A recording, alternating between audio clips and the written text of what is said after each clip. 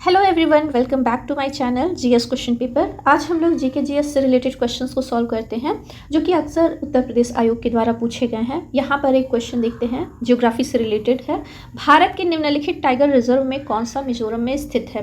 Melghat, Buxa, दम्फा, Mukundra hills. ये चारों के चारों ही इंपॉर्टेंट हैं क्योंकि इनको या तो मिलान वाली सूची मिलान में दे दिया गया है या फिर ट्रू और फॉल्स जो आपको गलत कथन चुनना है, इस तरीके से करके।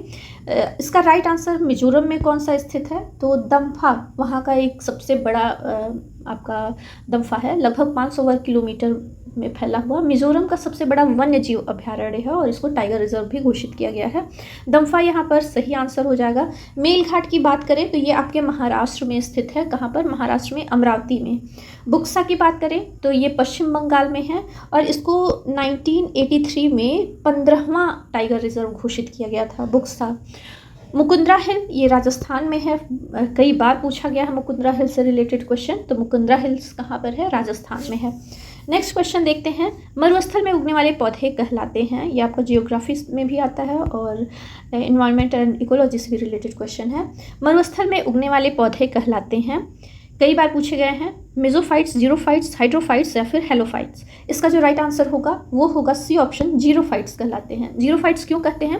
क्योंकि ये अपने तनों में पानी जमा कर पानी की कमी को रोकते हैं, इसलिए इनको जीरोफाइट्स कहते हैं। मरुस्थल में उगने वाले पौधे जीरोफाइट्स। नेक्स्ट क्वेश्चन देख लेते हैं, ग्रेट हिमालयन नेशनल पार्क, इसको यूनेस्को ने विश्व धरोहर स्थल घोषित किया हुआ है। ये पूछा है किस प्रदेश में स्थित है? कई बार क्वेश्चन पूछा गया है और यूनेस्को का विश्व धरोहर स्थल में शामिल है, इसलिए मोस्ट इंपॉर्टेंट है। हिमाचल प्रदेश में है, जम्मू कश्मीर में, उत्तराखंड या फिर मेघालय में। इन चारों में से राइट आंसर आप लोग गेस कर लीजिए। इसका जो राइट आंसर होगा वो होगा हिमाचल प्रदेश में। कहाँ पर? हिमाचल प्रदेश के कुल्लू जिले में स्थित है great Himalayan national park. Next question देखते हैं, निम्नलिखित में से कौन सा युग्म सही सुमेलित नहीं है? यहाँ पर इस बात का ध्यान दीजिएगा, ये पूछा है सुमेलित नहीं है, यानी कि 3 सुमेलित हैं, 1 नहीं है। अंकिया नाट असम, रासलीला गुजरात, भूत आराधना पश्चिम बंगाल, रम्मन उत्तराखंड। इन चारों में आपको बता दें, रम्मन उत्तराखंड थोड़ा सा आप लोग इसके बारे में जानिए। ये सही है, रम्मन उत्तराखंड में मनाया जाता है और ये यूनेस्को की अमूर्त सूची में शामिल है। 2009 में इसको यूनेस्को की अमूर्त सूची में शामिल किया गया है। लगभग 500 वर्ष पुरानी परंपरा है जो कि 11 से कभी कभी 13 दिन तक भी चलती है। अंकिया नाट असम में है, ये बिल्कुल सही है, कई बार पूछा है। रासलीला गुजरात, ये भी कई बार रिपीटेड क्वेश्चन है।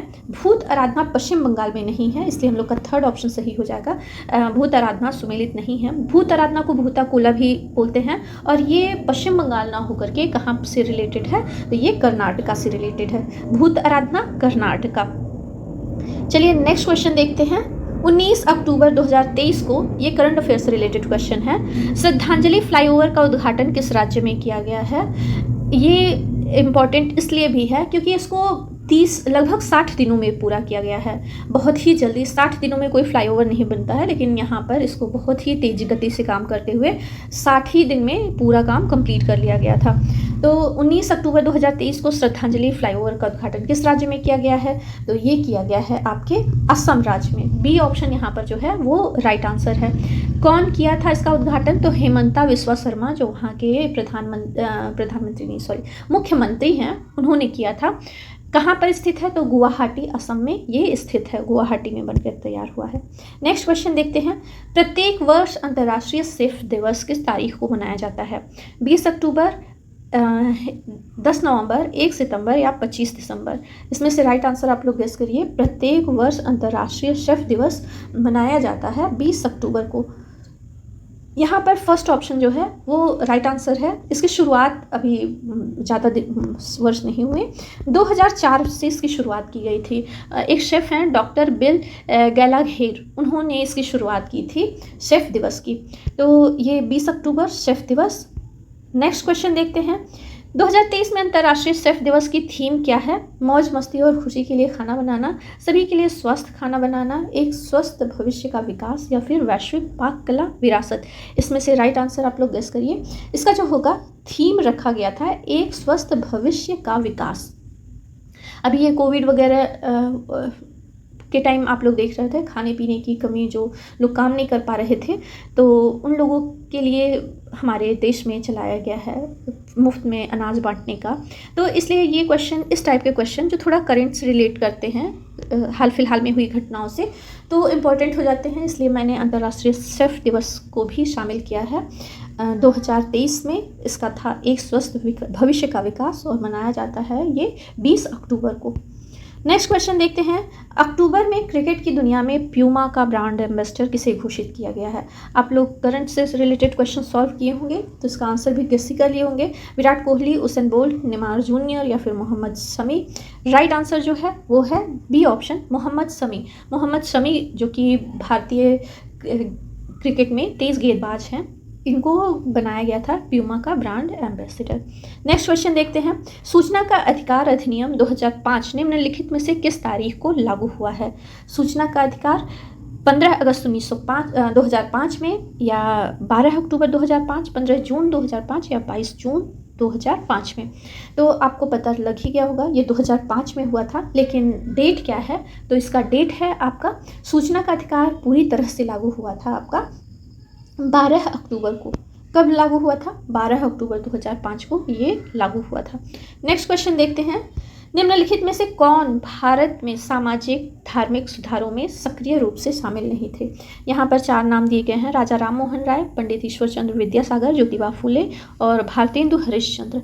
तो ये भी बहुत ही इजी क्वेश्चन है, फिलहाल आयोग के द्वारा पूछा गया है। तो कौन शामिल नहीं था धार्मिक और सामाजिक सुधारों में? राजा राम मोहन राय भी थे, क्योंकि इन्होंने सती प्रथा को लेकर के किया था। पंडित ईश्वर चंद्र विद्यासागर, उन्होंने खुद विधवा से विवाह किया था अपने बेटे का, तो पंडित ईश्वर चंद्र विद्यासागर भी इसमें हैं। ज्योतिबा फुले भी हैं। भारतेंदु हरिश्चंद्र नहीं है। डी ऑप्शन हम लोग का राइट आंसर होगा।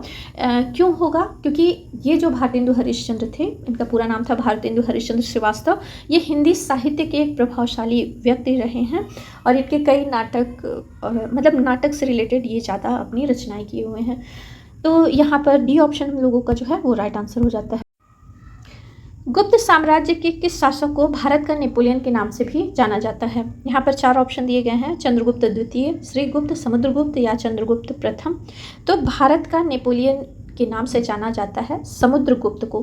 क्यों? क्योंकि प्रयाग प्रशस्ति में लगभग 100 लड़ाइयों का इन्हें नायक बताया गया है, और बताया गया है कि ये 100 लड़ाइयाँ लड़े और उसमें विजयी रहे, इसलिए भारत का नेपोलियन बोला जाता है अधिकाधिक लड़ाइयों में विजय हासिल करने के लिए समुद्रगुप्त को। इनका टाइम पीरियड की बात करें तो 335 ईस्वी से लेकर के 375 ईस्वी इनका टाइम पीरियड रहा है, 375 ईस्वी। चलिए आज की वीडियो में बस इतना ही, और आप लोग आई होप अच्छा किए होंगे सारे के सारे क्वेश्चंस को। बहुत ज़्यादा टफ क्वेश्चंस नहीं थे, और भगवान से भी प्रार्थना करते हैं आप लोग जितने भी एग्ज़ाम्स दें उसमें अच्छे से अच्छा मार्क्स गेन करें। अभी यूपी में बहुत सारे एग्ज़ाम्स आयोजित होने वाले हैं, और आगामी जो भी आने वाले हैं उन सभी में तैयारी जारी रखिए। अगर मेरा वीडियो अच्छा लग रहा हो तो प्लीज़ वीडियो को लाइक करिए, शेयर करिए, और चैनल पर नए हैं तो सब्सक्राइब करिए। मिलते हैं नेक्स्ट वीडियो में, तब तक के लिए बाय बाय।